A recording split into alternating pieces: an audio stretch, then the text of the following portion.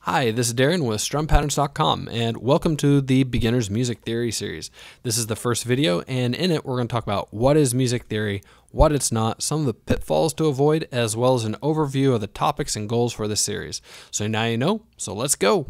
So when most people think about music theory, they think of something complicated like a high-level math or surgery or something like that.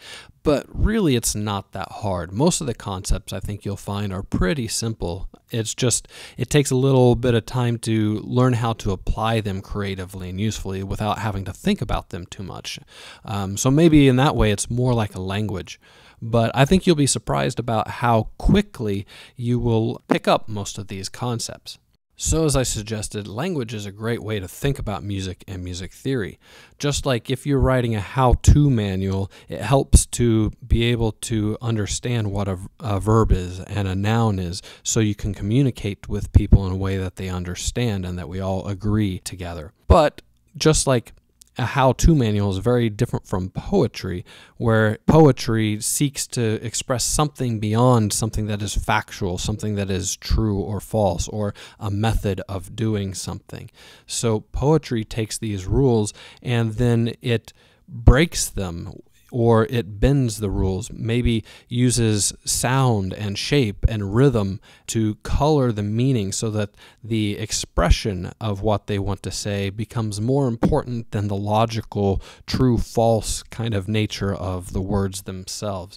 So if you think about music theory, those are the verbs and nouns and adjectives and the things you put together so that we can understand music as a whole. But the music is much deeper than that. The artistry, the creativity, the expression that comes from that, when to use what rules and when to abandon them, when to use your mind and when to shed that for whatever it sounds good to you.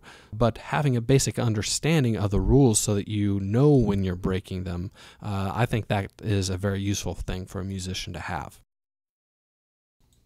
So often in life we have these kind of chicken or the egg kind of questions where we don't know which came first. But when it comes to music theory and music, we know music always comes first, and then the music theory, the rules of the music, come later. Because what happens is you'll have a style or some sort of rule set for the way you make music. It may be what is popular at the time or the kinds of scales and modes and rhythms and things that you might use. Some people learn these outright, and sometimes you learn them just by listening to a certain performer or a genre for long enough.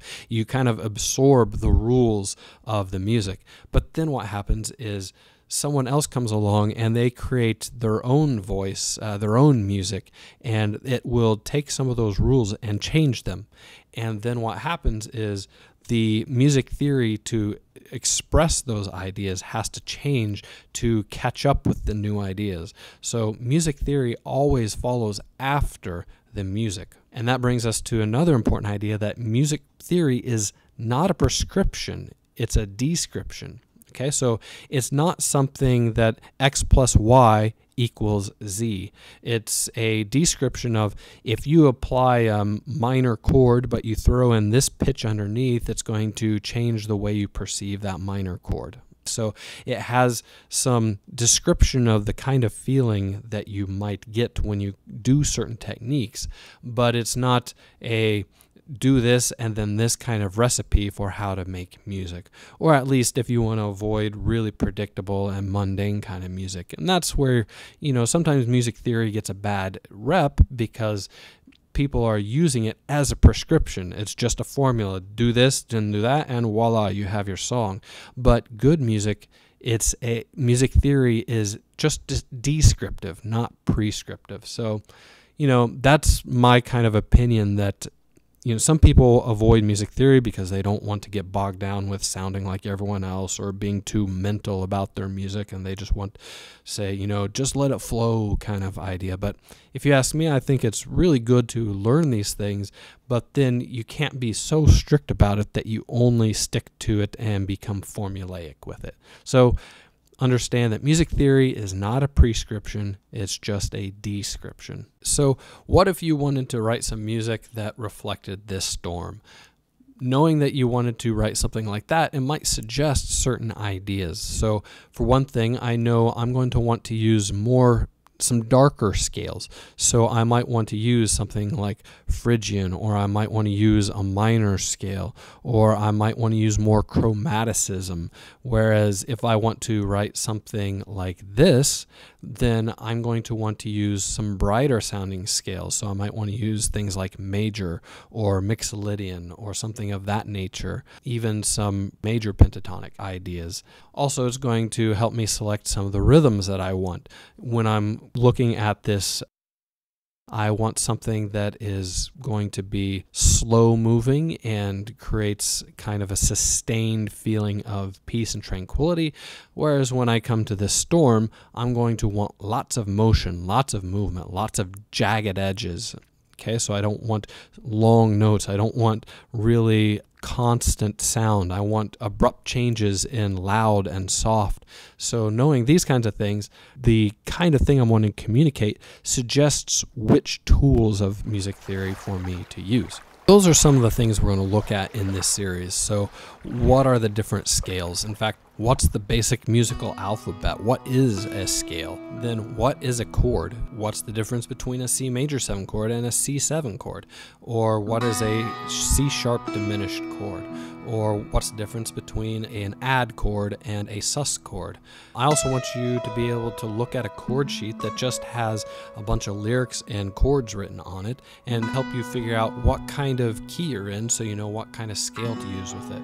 Or if you're writing your own music, what kinds of things can I add to a G chord to make this less cookie cutter, to make this sound like my own song? How can I adapt these basic chords that I use and do something more creative with them?